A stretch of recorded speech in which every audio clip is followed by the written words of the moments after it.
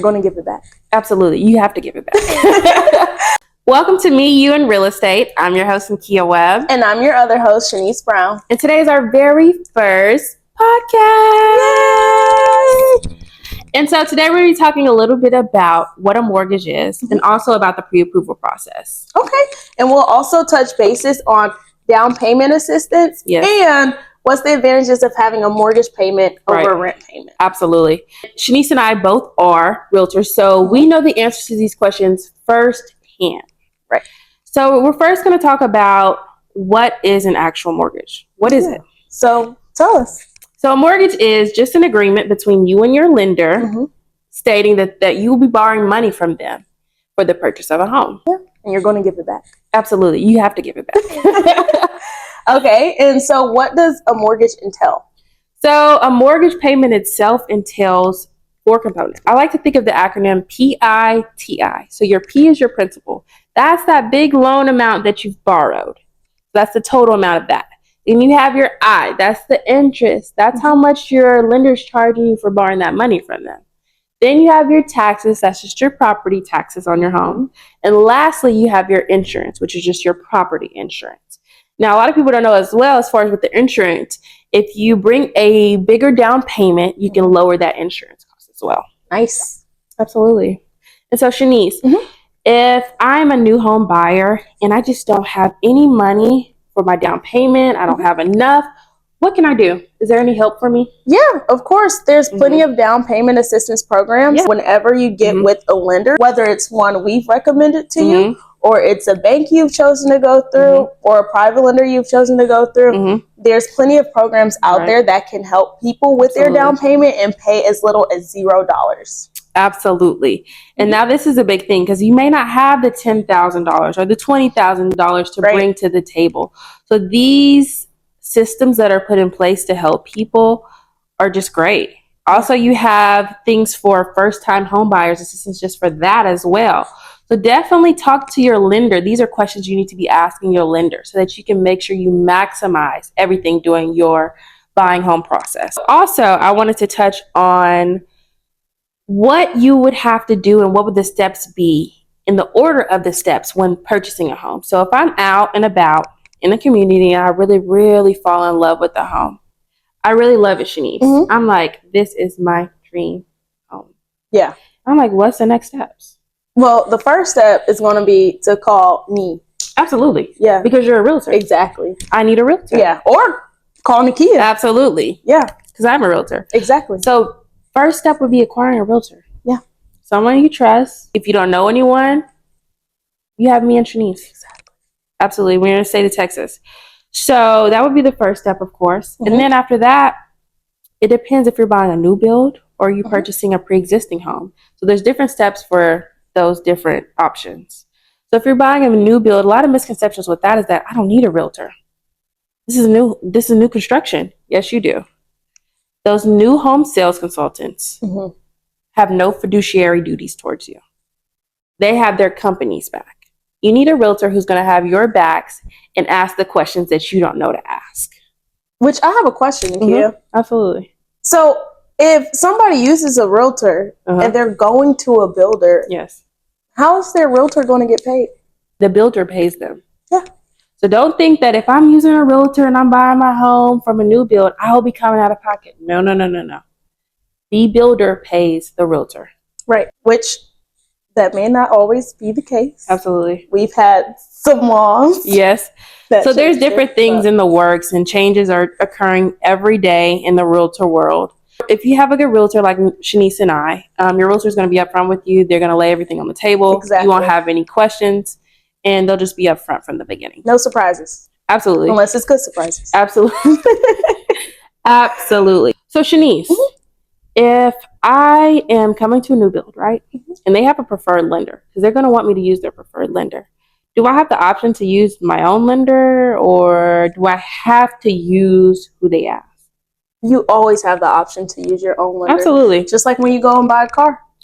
A lot of people think they have to finance through the dealership, but you can bring your letter to the dealership and have that worked out before you even get there. Yep, absolutely. So if you have auntie, uncle who's a loan officer that you trust and y'all are besties, you can use them as well. You don't always have to use the ones that they recommend. Exactly. Now, I know some builders, you probably won't get the incentives, and some will work with you. You could still get the incentives, but your realtor is there to help you and guide you. I wanted to touch on credit, because this part is a little sticky. Yeah. I don't want my credit pulled. I don't want anything on my credit report to report.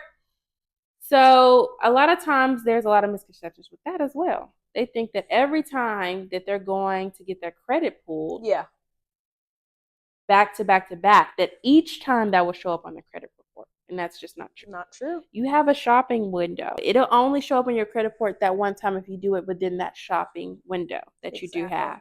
So it's not you're getting hit multiple times on your credit report. It's just that one time. They're not going to do that to you. You got some time to shop around, just like you shop around for those new shoes or those new clothes. You have time to find that specific house or outfit for you. You know what I mean? That fits you. Right. Absolutely. All right, Nikeya. So what's the difference between a soft pull and a hard pull? So a soft pull is a pull that a lender can do that does not come up and report on your credit report. Oh, okay.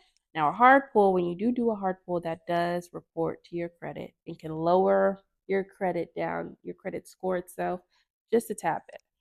So that's why people are really adamant about finding out if they are getting their credit pulled like a hard pull. I would advise people to also ask their lender, can we do a soft pull instead? I don't know about this. So that's a question to ask as well. Some lenders do soft pulls. That's good. Absolutely. Yeah. So, Shaneice, as far as the mortgage goes, what are the different types of loans that you can get? Well, you have a VA loan. Absolutely. So if you've served in the military, which a lot of the times you really don't have to bring anything to the table. Absolutely not. Then you have your conventional loans. You have your FHA loans. Absolutely. Your USDA as well. Okay. That's more so for homes in rural areas. Now, that does have a cap on the amount of the home it is. So each different loan have different stipulations behind that. Things that you have to, documents you have to show, things you have to bring to the table. But your lender is the one who's going to help you figure out which one is the best fit for you.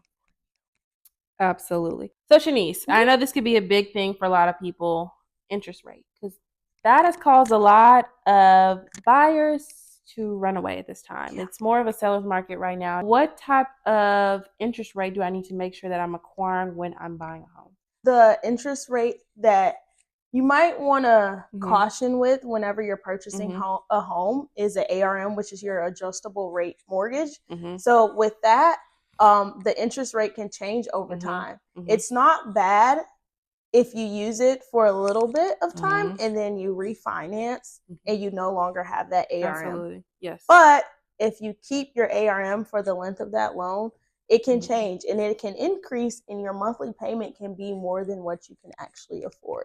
So having a fixed interest rate is typically ideal when purchasing a home. Absolutely. So you hear that. Get a fixed interest rate if you can.